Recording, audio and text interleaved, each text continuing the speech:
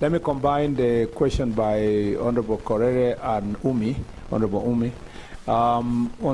In both cases, security or infrastructure. If you look at the report, we are saying marginalization is contributing immensely to the question of insecurity.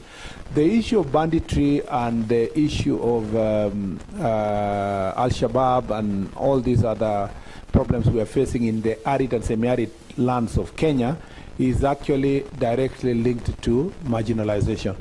And that you improve infrastructure, irrigation, education, connectivity, communication.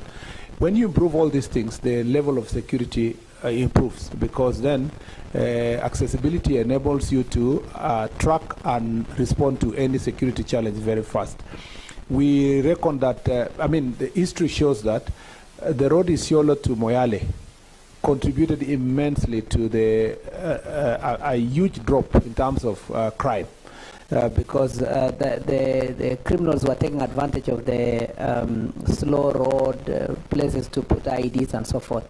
The road of Isiolo, Modakashe, Wajir, Samatar up to Mandera is believed that it will really change northern Kenya in a big way. And so the same to Garissa Liboi, and the same to the road from Lamu Ijara. If you see that the criminal gangs are targeting those roads, it's because they know, not criminal gangs but terrorists are targeting those roads, is because they know that as soon as the road is done, they will not have the advantage of planting IEDs, and then the vehicles can move at a better speed and the security can respond very fast. In fact, His Excellency the President has been planning to do now, or he is planning to do airports. The airport in Mandera, the one in Elwak, and Garissa was done recently. So in border airports also will help us to respond very fast as a security team. So there is a direct correlation between infrastructure and security improvement, and infrastructure and security response. And I cannot overemphasize that. The National Security Council recognizes that fact.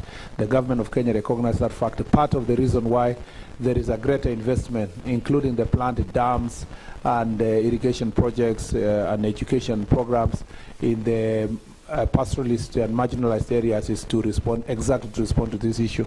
And for the Murkomen forest, already the National Security Council gave a direction on security roads. 1 billion shillings was set aside, provided for in the budget. It's with the Ministry of Roads, and we are working together with the Ministry of Roads to see part of the roads include Murkomen forest roads, how they can be implemented either by KERA or use KDF to help us, especially in these very difficult places like Murkomen forest, where access is a big issue. And so for the Honourable Member, I will work with the Ministry of Roads to ensure that this is delivered. On the solutions, I think many people are saying that why am I coming here to look like I'm writing another book of lamentations on the question of gangs?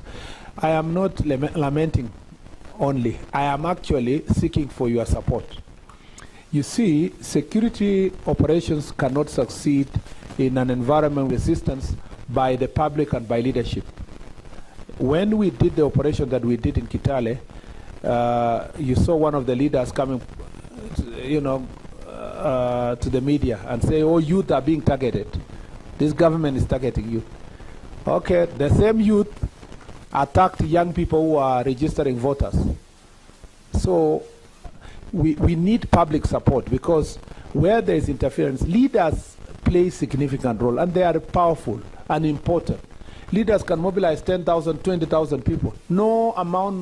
There is no amount of police officers in a rural county that can defend public institutions or individuals against and mobilize 10,000, 20,000 people. So I have said it, and I want to repeat that irresponsible leaders are the greatest threat to national security.